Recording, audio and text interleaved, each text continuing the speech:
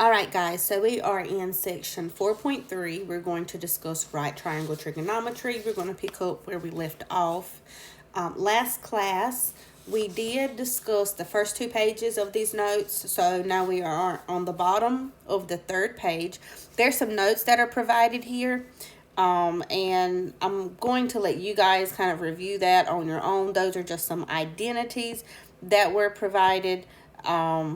So you guys can take a look at that on your own. But what we're going to do is we're going to take those identities or the information there, and we're going to use that to answer these questions that's provided down here at the bottom.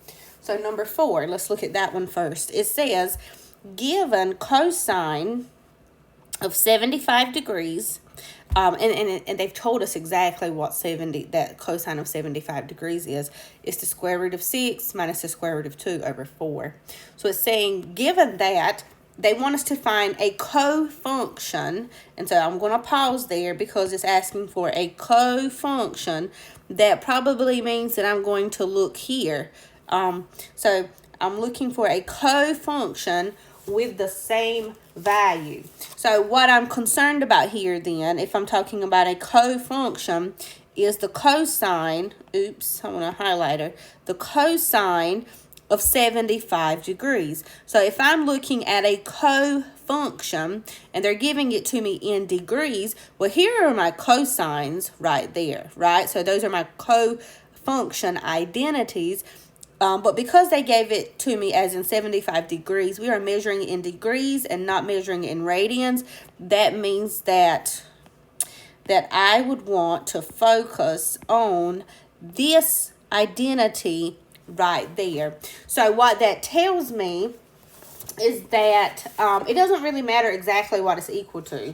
Like, I don't care right now that cosine of 75 degrees is equal to the square root of 6 minus the square root of 2 over 4. I just want to know what cofunction has the same value.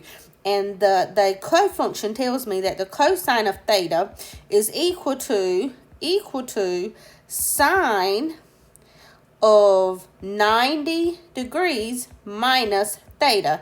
And in this case, my theta is that 75 degrees. So that implies then that cosine of 75 degrees is the same thing as sine of 90 minus 75, which means that cosine of 75 degrees is the same thing of sine of 15 degrees.